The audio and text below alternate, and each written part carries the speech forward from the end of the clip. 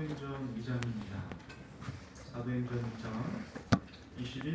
14절에서 21절까지 말씀입니다.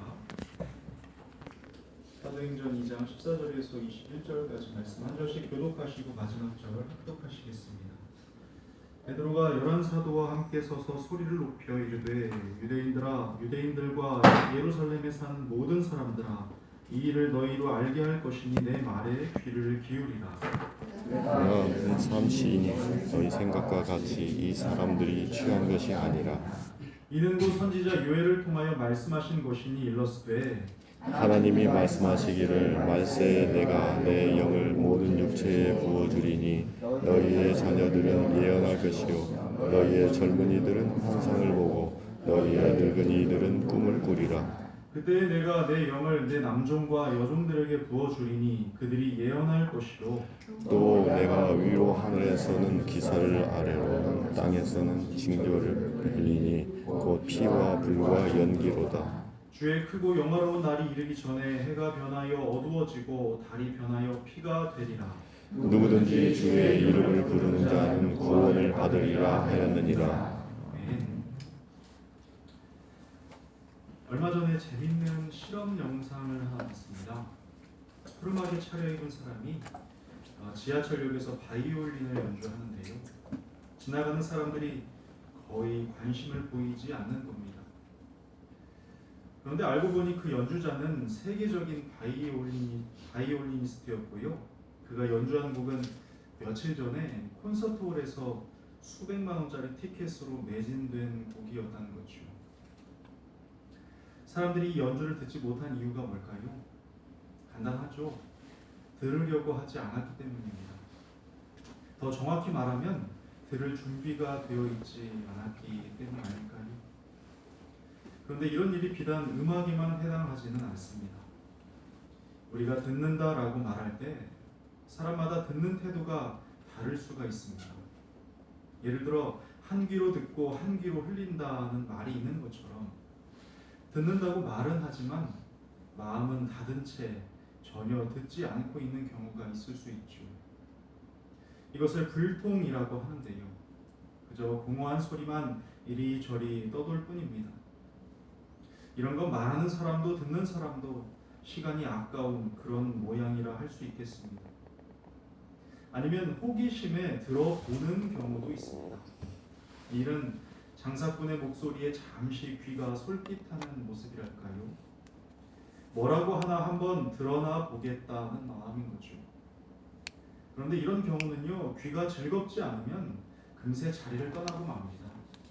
나에게 유익이 될 만한 정보나 혜택이 제공되지 않으면 손쉽게 털어낼 수 있는 경우라 하겠습니다. 또한 듣는다고 말은 하지만 골라서 듣는 경우도 있습니다. 내 생각이랑 맞는 것만 듣는다든지 아니면 내가 이미 결정한 내용과 같은 말인지 확인하는 용도로 듣는 것이죠. 요즘 말로 하면 확증 편향이라고나 할까요? 결국에는 내 생각과 주장을 강화하려는 시도일 뿐인 것이고요. 나의 나됨을 더 견고하게 만들어서 나의 성을 구축하는 일입니다. 솔직히 말하면 이 세 가지 모습은 모두 듣는다고 할 수 없습니다. 왜냐하면 듣는 것과 나 사이에 아무런 접점이 없기 때문입니다. 들었을 때와 듣지 않았을 때가 별반 다르지 않은 것이죠. 들음이 나를 달라지게 하는 동력이 되지 못하는 것입니다. 그러나 이와 반대로 들은 것에 나를 맞추고자 하는 태도가 있습니다. 들은 것이 나와 연결이 되는 것이죠. 들은 것이 나의 생각에 영향을 미치고 들은 것이 나의 행동을 바꾸는 접점이 생기는 겁니다. 이러한 연결이 있을 때 비로소 진짜 듣는 일이 됩니다.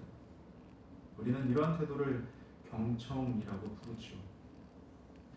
찰스 스윈들은 말합니다.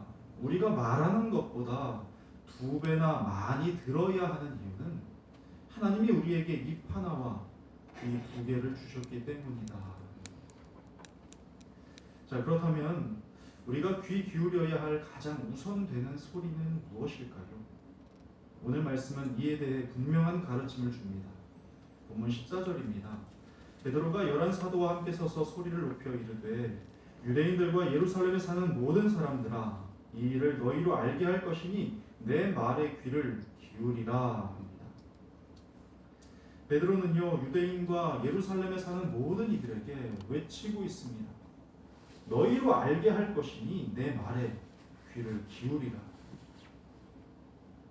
이들은 성령 충만한 제자들을 향해 술에 취했다며 조롱했던 사람들입니다.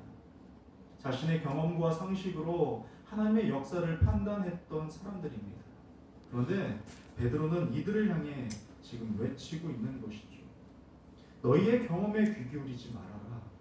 너희의 생각에 귀 기울이지 말아라. 너희로 알게 할 것이니 내 말에 귀를 기울이라 하는 것입니다. 그리고 이어 말하기를요. 요엘서에 기록된 성경 말씀을 인용하며 하나님의 말씀을 선포합니다.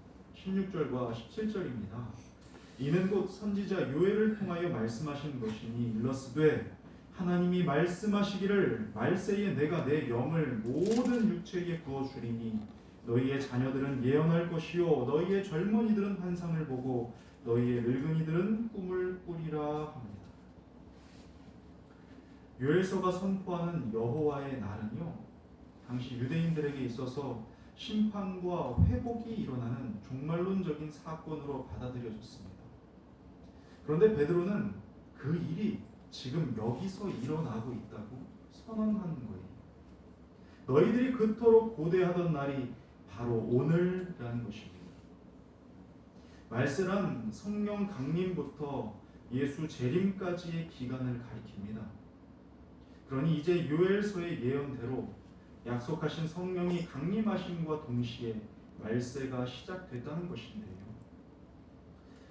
그런데 가끔 보면 이 말세라는 단어로 불안을 조장하고 많은 이들을 현혹하는 무리들을 보게 됩니다. 하지만 말세는요 주의 성령이 모든 육체에 부어지는 때입니다. 구하는 자에게 성령을 선물로 주시지 않겠느냐는 예수님의 말씀처럼 모든 이들에게 이 충만함의 길이 열린 때입니다. 불안해할 일이 아니라는 것이죠. 오히려 당시에는요 이 말씀이 얼마나 급진적인 폭탄 선언이었는지 모릅니다. 1세기 유대 사회는 철저한 계급 사회였습니다. 성령의 역사란 건 특별한 사람들의 전유물로 인식이 되었죠. 뿐만 아니라 패권을 진 로마 제국 또한 신분 사회였기 때문에 베드로의 이 같은 선언은 상상조차 해본 적이 없는 큰 충격을 주었을 겁니다. 사회적 신분과 성별과 나이를 뛰어넘어 모든 사람에게 성령이 부어진다니 아들과 딸이 함께 예언을 하고 젊은이와 늙은이가 환상과 꿈을 꾸고 심지어는요 남종과 여종에게까지 성령이 부어져 예언을 하게 된다고 말씀합니다. 자, 더욱이 21절에서는 누구든지 주의 이름을 부르는 자는 구원을 받으리라 선포하고 있습니다. 당시 유대교의 선민의식을 생각해보면 가히 파격적이고 도전적인 선포인 것입니다. 그러나 분명히 성령께서 강림하시어 과거의 예언이 현재에 성취되도록 시간의 벽을 허무셨습니다. 또한 계급의 벽을 허물어서 모든 육체에게 임하시며 성별과 세대와 민족의 벽을 허물어 누구든지 주의 이름 안에서 영원한 생명을 누릴 수 있도록 길을 내셨습니다. 참으로 기쁜 소식이 아니겠습니까? 그래서 지금 우리에게도 새로운 살 길이 열리게 된 것이고요. 하나님을 아빠, 아버지라 부를 수 있는 자격이 주어진 것입니다. 복음인 것이죠. 말세란 은혜의 때인 것입니다. 그런데 참 중요한 사실은 내 말에 귀를 기울이라는 외침이 있었다는 것입니다. 듣지 않으면 시작되지 않는 거예요. 경청하지 않으면 연결되지 않는 것이죠. 앞서 말씀드린 것처럼 듣는 것과 나 사이에 접점이 생겨야만 들은 것이 나의 생각에 영향을 미치고 나의 행동을 바꿀 수 있기 때문입니다. 끝으로 본문 19절과 20절에서는 이 구원의 날이 오기 전에 있을 징조에 관하여 말씀해 줍니다. 또 내가 위로 하늘에서는 기사를 아래로 땅에서는 징조를 베풀리니 곧 피와 불과 연기로다. 주의 크고 영화로운 날이 이르기 전에 해가 변하여 어두워지고 달이 변하여 피가 되리라 말씀합니다. 자, 주님의 크고 영화로운 날이 이르기 전에 반드시 하늘에서 기사가 보이고 땅에서 징조가 나타날 것이라 말씀합니다. 피와 불과 연기가 나며 해가 어두워지고 달의 색이 변하는 우주적인 변화가 있을 것이라 말씀하는 거죠. 자, 그런데 혹시 이 말씀도 두렵게 들리시는가요? 그렇지 않습니다. 생각해 보세요. 우주적인 변화라면 아마도 세상 모든 이들이 보게 될 텐데, 그렇다면 구원의 날이 오기 전에 만민에게 주시는 기회이자 은혜가 아니겠습니까? 기사와 징조를 통해 하나님의 약속을 떠올리게 되고요, 구원의 소망을 다시금 부여잡는 복된 계기가 되지 않겠습니까? 이 날은 세상을 이처럼 사랑하시며 누구도 멸망당하지 않길 원하는 하나님의 사랑이 만민을 향해 울려 퍼지는 날인 것입니다. 그렇게 베드로는 확신에 찬 음성으로 외치는 것이죠. 내 말에 귀를 기울이라. 영원을 좌우하는 생명의 말씀에 마음을 열라는 간절한 부르짖음인 것입니다. 사랑하는 여러분, 그렇기에 우리는 먼저 하나님 말씀에 귀를 기울여야 하겠습니다. 이 진리를 가슴에 담고자 하는 간절함으로, 이 약속을 쫓아 살기 원하는 겸손함으로 온 마음을 다해 경청해야 하겠습니다. 빌리 그레이엄 목사님은 말합니다. 성경은 단순히 읽는 책이 아니다. 듣는 책이다. 하나님의 음성을 듣고자 하는 마음으로 펼쳐야 한다 라고 말합니다.